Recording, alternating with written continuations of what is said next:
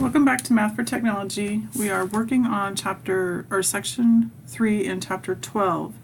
And as we move into this section, I want to look back at a question that we did in the last section. So the question read, radium decays exponentially and has a half-life of 1600 years.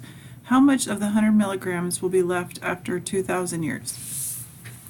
So we had an equation that we were using, and that equation was y equals c times e to the kt. And we had taken what we known, and we knew that the half-life was 1600 years, which was t, and half-life meant that half of the amount will go away. So we plugged in, say we had 100 milligrams for c, we knew y would become 50. We did not know what k was, which is our constant, and we did know that t was 1600. So then what we did in the last section was we messed with this 1600 to make it become 2000. So that is one way to do it. But what if we couldn't figure it out? Is there another option? So what we want to think about is, how could I isolate the k? Because that's what we mean when we solve something, we have to get it by itself. So let's go ahead and divide by 100. So I have 0.5 equals e to the k times 1600. So I'm still trying to solve for k, but k is in my exponent. So I'm going to leave that for a minute, because the idea here is that I have to solve for k and I don't know how. And so mathematicians kept coming across this problem over and over again, and some of them were easy, but others were hard, and they figured out they needed something to help them with that. So what they did was they figured out logarithms. And so logarithms help us solve exponentials when our variable is in the exponent. That's their purpose. So before we go back and solve that one, let's look about how exponential functions and logarithms relate to each other. So I'm going to just show you some examples. So we know that 5 to the third is equal to 125. 5 times 5 is 25, 25 times 5 is 125. Now if I were to switch this to logarithmic form, right, to do its inverse, here's how it looks. I'm going to logarithm. Now right here I have a subscript of whatever the base is. So my base is 5. So this is my base. So my subscript is going to be 5. So it's a little bit lower, right? And then what I have is logarithm base 5 of, what are we trying to get? We're trying to get 125. That will then equal the exponent.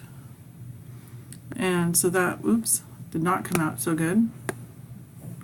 So let's try that again. That will equal 3. So 5 to the third equals 125. This is its exponential form, which I can then change to logarithmic form. Okay, so let's try another one. Let's try 5 to the negative 2 equals 1 over 25. So it's logarithm. My base is 5. I'm trying to get 1 over 25. So 5 to what power is 1 over 25? And that's negative 2.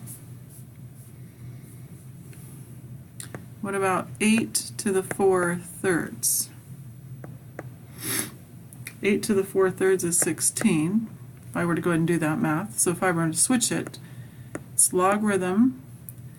The base of these, remember, is this big guy. So it's logarithm base 8 of 16. So 8 to what power is 16? And the answer would be 4 thirds. Okay? So that's if we want to go to logarithm. So what if I want to go the other direction? What if I have log base 7 of 49 equals 2? So this time I'm going to start with the base. So remember, the base is the little guy, the subscript. So the base is 7. The exponent is what it's equal to, so it's 2. 7 squared is 49. So base exponent, answer. Base, exponent, answer. Okay, let's try log base 2 of 1/8 is -3. My base is 2, my exponent is -3, and my answer is 1/8. And we can even do it with letters. If I have log base b of 1 equals 0, so my base is b, my exponent is 0, and that equals 1, which is true because anything to the 0 power is 1. So we have to be able to go back and forth between these. And if I do that, then it can help me answer what I was doing before. So let's go back up now that I've practiced that. Now let's take this and let's get it out of exponential form and move it into logarithmic form. So we'll go ahead and just do log right now.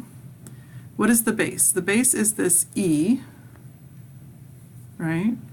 And then it's log base e of 0.5, because I'm trying to get 0.5, equals the exponent.